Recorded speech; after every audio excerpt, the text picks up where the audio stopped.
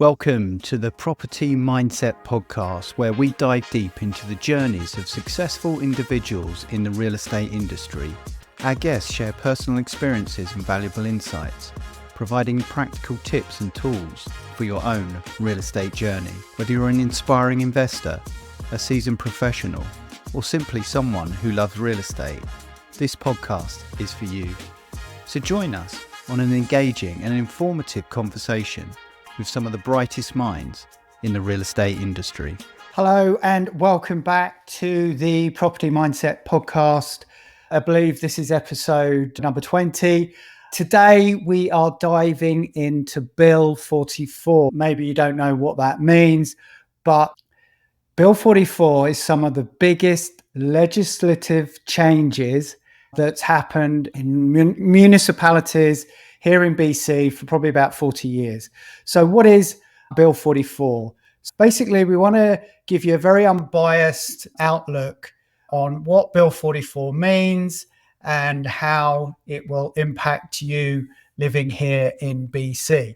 What is Bill 44 and why was it introduced? Essentially, the BC government has brought in Bill 44 and it's legislation aimed at facilitating the construction of up to 130,000 small-scale multifamily homes like townhomes, row homes and triplexes over the next 10 years across BC.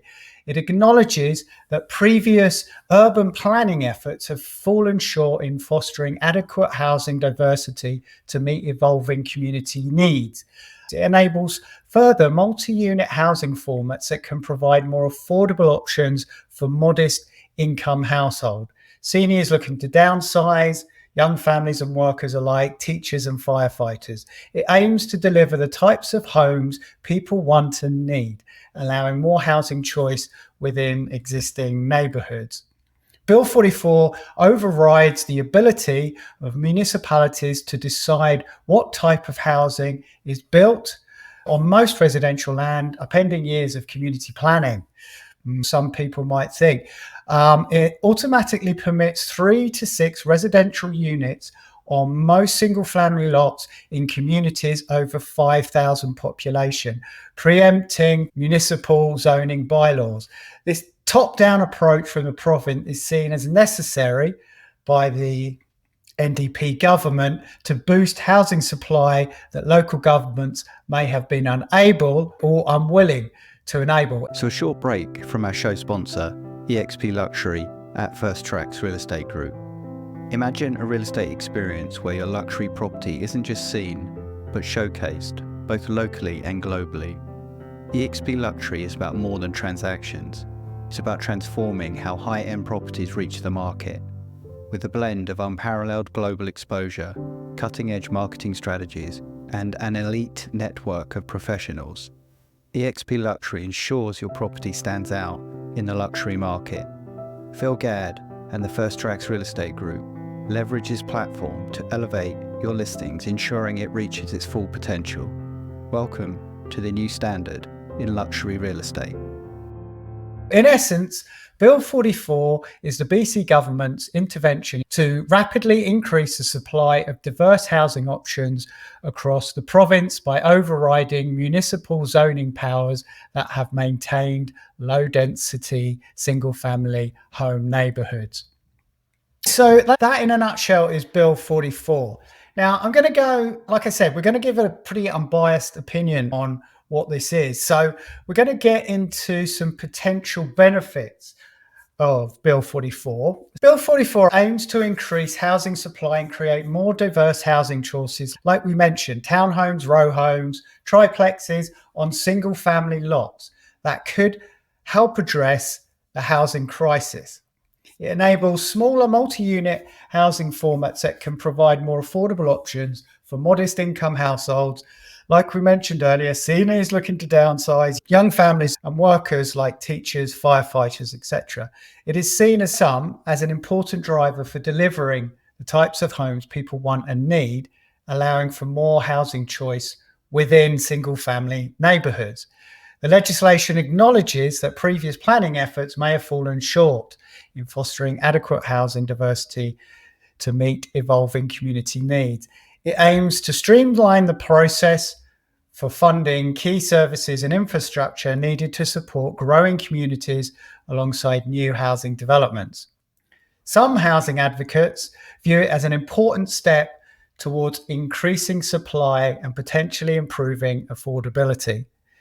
The projected 130,000 homes over the next 10 years from this legislation is supported by economic modelling through various estimates. While there is criticism around the lack and consultation of potential environmental impacts, some see Bill 44 as a necessary intervention to boost housing supply and choice through gentle densification of neighbourhoods. How do developers perceive Bill 44? I guess from a point of view of a developer, density is going to increase, the ability to build more units on single family lots, diverse housing options. The bill facilitates the construction of a diverse housing types, such as the ones we've mentioned, catering for different market segments and more affordable budgets. Streamline approval process is definitely something that has been a problem here in Fernie, reducing delays by reducing the need for lengthy rezoning processes and public hearings. That will definitely help. This helps reduce holding costs and uncertainty associated with project approvals. Predictable net framework, upfront zoning requirements provide a clear and more predictable regulatory framework, which is crucial for planning and financial projections. Economic viability. Developers recognise that Bill 44 addresses the significant housing shortage in BC by enabling the construction of more units. They can better meet the demand, particularly in high growth areas. Potential for profit, obviously, from a developer's point of view. High density developments on valuable urban land can lead to increased profitability. Developers potentially will see the requirement for municipalities to plan for 20-year housing needs as a positive step. It aligns with long-term investment strategies and provides a stable outlook for future development projects. Industry perspectives. Anne McMillan from the Urban Development Institute, the president and CEO of the UDI, has expressed support for this legislation, highlighting its role in making development charges more transparent and predictable. Developers will see Bill 44 as a crucial legislative change that simplifies the development process, increases the potential for profitable projects, and helps meet the urgent housing needs in British Columbia and here in Fernie. However, they also, I think, recognise the need for balanced development with community and environmental considerations. So there you have it. There's some benefits, and maybe from the point of view of developers, on what Bill 44 is going to bring to the table. There's also been some criticism and controversies about the Bill 44. Critics argue that the bill removes important local control.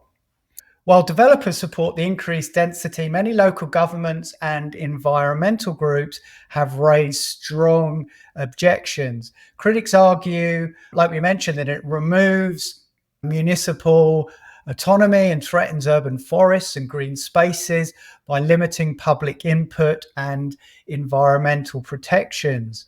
So here are a couple of statements from critics regarding Bill 44 in British Columbia. Union of BC Municipalities President Trish Medendo, while acknowledging that Bill 44 has the potential to boost supply of housing, Medendo explains that it could also undo careful planning in many communities to ensure neighbourhoods are properly set up with amenities, services and infrastructure to support growth. BC Green Party leader Sonia Furstenendo: when we allow for building of more and more commodities, we are not creating communities. I think there is a real risk here that we are going to see house prices go up as a result of this legislation and affordability decrease. BC United Karen Kirkpatrick: if you look at some of the other legislation that all came in at the same time, you will find that some of it negates the potential benefits. I am also hearing about growing amount of confusion among municipalities and developers, which could actually lead to less housing in the future. So it seems the main criticisms revolve around the lack of consultation and transparency, potentially for increased land values and house prices, undermining affordability goals, loss of local planning control, and concerns that legislation may not create complete communities with adequate amenities and services. So what future implications does this potentially have for communities here in BC? Increased housing supply and diversity. But as you can see, some of the critics are basically arguing that this isn't going to be the case. More improved housing affordability, reduced community engagement, essentially will streamline the development process, limiting public hearings consistent with the official community plans. While aiming for efficiency, this will reduce community engagement. And it's a concern for some who feel the lack of consultation will have a big impact on their communities. Centralised municipal planning. Bill 44 requires municipalities to update their OCPs every 5 years based on 20-year housing needs projections using standardised provincial methodology. This centralised approach to municipal planning is seen by some as overriding local autonomy. Environmental impacts. Some critics argue that by limiting public input, the environmental projections, Bill 44 could threaten urban forests, green spaces, and ecosystems as densification occurs. Proponents argue it allows sustainability, incremental neighbourhood change. In summary, Bill 44 aims to significantly boost long-term housing, or will the negative impact be too great and actually increase affordability, reduce community engagement, the loss of local planning autonomy, and environmental protection? This will only play out over time. So in conclusion, everyone wants to know, what does Bill 44 mean for the community such as Fernie? It could give us increased housing density and diversity. There has arguably been a housing problem, housing shortage, inventory shortage here in Fernie. Could the introduction of residential units such as row houses, townhouses, triplexes on single family lots, will this enable more affordable housing in these existing neighbourhoods? What will people think of these proposed developments coming into their neighbourhoods? It will be very interesting to see how that plays out. The City of Fernie is proposing a zoning bylaw update to align with Bill 44's mandate of allowing more small-scale multi-unit housing in residential areas. This will create in Fernie a more diverse housing choice.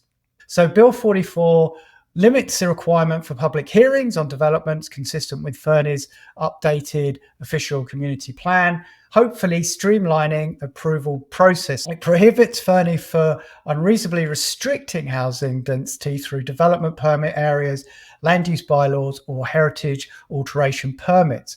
So in summary, Bill 44 aims to significantly increase housing supply and diversity in Fernie through gentle densification of some of the neighbourhoods, while streamlining development approvals and centralising municipal planning around provincial housing targets. I would imagine this is going to raise some concern around loss of control and the environmental impact that may have on certain areas. I hope you found this episode of the Property Mindset podcast interesting. If you have, please like, subscribe, whatever platform you're on. There will also be some links to some more information below these podcasts. So if you're interested, you can check all those out. And if you have any questions, get in contact. I'll be more than happy to share my knowledge and help with any questions that you may have.